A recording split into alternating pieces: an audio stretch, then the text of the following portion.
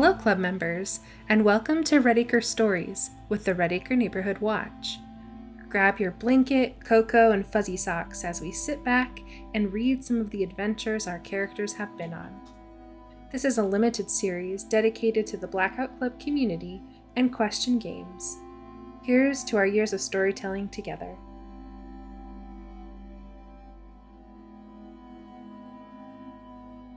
Flair woke up in his bed in a panic after waking up in the middle of the street. He didn't know how it happened, but he was facing some sign planted in the ground. He looked around and saw several adults walking with face masks on, only to be picked up by something invisible. He felt numb where it grabbed him. Then, it was like he went back to sleep. And now in his room, again, he thought back to that moment. It felt too real to have been some nightmare. He swore he'd seen his parents as well, but it was all too brief. He got out of bed to try and talk with his parents about this, see if they knew what was happening.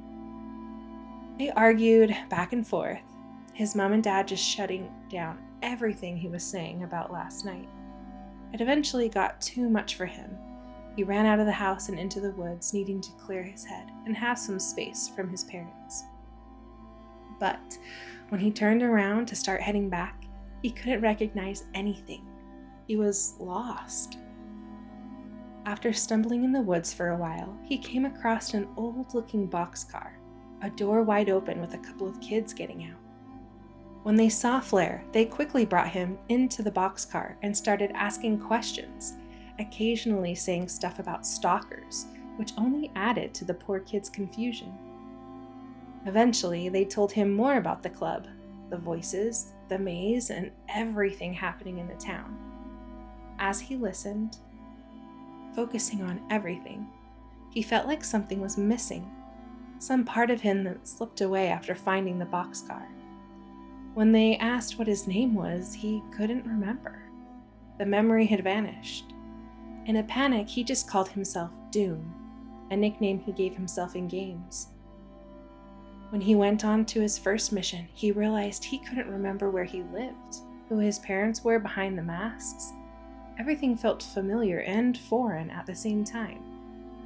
He started going on more and more missions, making friends that told him about their experiences in Redacre and the voices they followed. He was glad most of the time they accepted his lack of a proper name. After a few missions and decision-making, he decided to follow the I Dare, feeling that if he wanted his memories back and to escape Redacre, he was the voice who could help the best. He was constantly worried about how his memory vanished, but figured he'd do what he could with what he had. He sent a light of rebellion to the I Dare, stated he wished to become a chosen. A few nights later, what he assumed would be a normal solo mission changed dramatically. Close your eyes.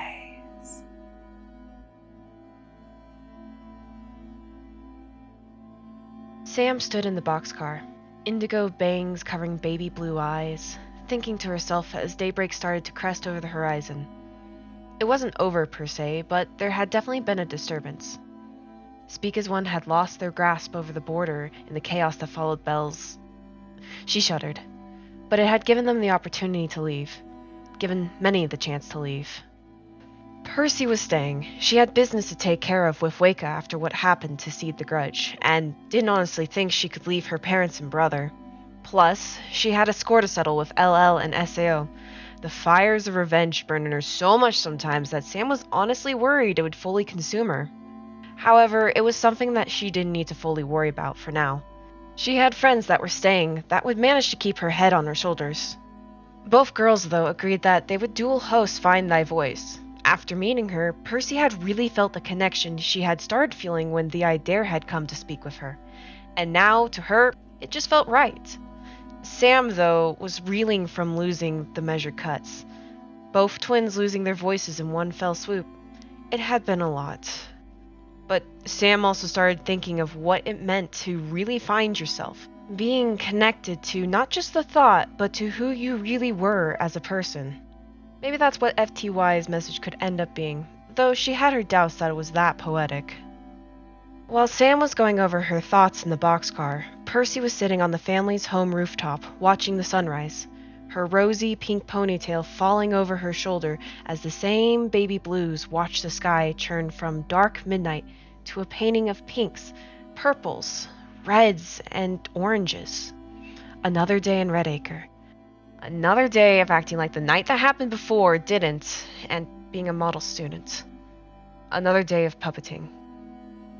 But the air tasted differently, like she could almost give a flavor to the madness that was to follow soon. SAO was probably scrambling their loyal kids to find another member for the voice pair. All that work, and within moments, it was gone. Though the chuckle was bitter, the irony wasn't lost on her. Bells had never been one to really let anyone control her, and showed SAO the proverbial middle finger on her way out. Though that image was forever burned in her memory, she let herself smile. SAO had lost the battle, but the war was far from over. She knew that she would need to stay to try and uproot the roots, but she planned to keep kicking. Wake-up planned to help make the Jester really feel what it was like to lose everything. Each girl gazed upon the same sunrise. Both girls saw something different. One saw the new horizon that was now accessible. The other saw that the fight was far from over. But both were able to see one thing among the brightening skyline. Freedom. Arabella Peters. Well, she sure came a long way from when she first moved into Redacre.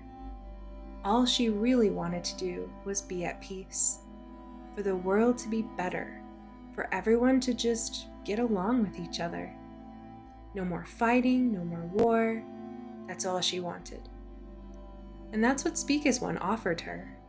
All she had to do was follow them, do what they said, help get these pesky, menaced children under control.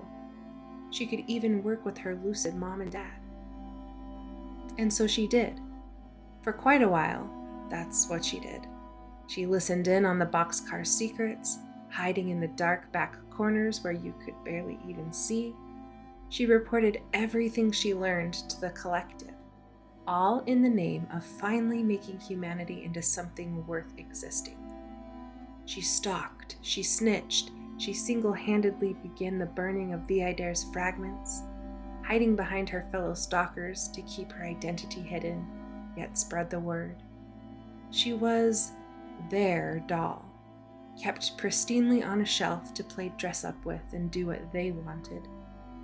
But Speak as One didn't quite realize just how powerful those kids she found were. She met so many others from so many paths. She started to care for all of them.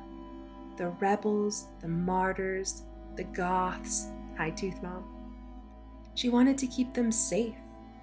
Speak as One said they would, but they didn't keep that promise. Her father's death, the trio of kids that sacrificed themselves for her to get out, the homeless later on, that wasn't the mark of a voice that wanted to protect everyone. That was a voice of selfish desire, of fear-mongering, of hate and intolerance, just like everyone else. Her faith wavered with the help of her adversarial friends, and she decided it was time to go. So she spied, and she failed, and she got mad at Vidaire again, and she crawled back, but then she left again, for good. She told Speak as One to their face that she wanted to protect all of her friends, not just the ones that followed them. Her watcher, old, trusted, and the only part of them she cared about anymore, let her go. So she fought back. She let herself be voiceless, a living, breathing bait for the hunter, in her eyes. She became one of the better medics in the club. She helped as many people as she could. She cried and yelled and screamed at the collective, begging and demanding they listen, hoping there was still something of them left. But in the end, she left them behind.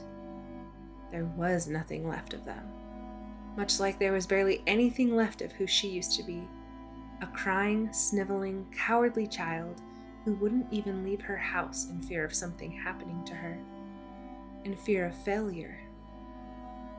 It was a long journey to where she is now, and in her teeth chosen, adopted by her friends, though still not quite feeling like she fit in. No, she knew where her heart lied.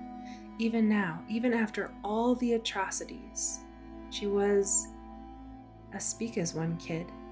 She was theirs, just not this one's. She finally started to let her fears go. The hunter wasn't something she needed to worry about. The other kids she'd been trained to hate, they could come at her if they wanted. When sundown came, there was no more room for fear, only anger, determination, and a burning flame to make things better than Speak as One ever could.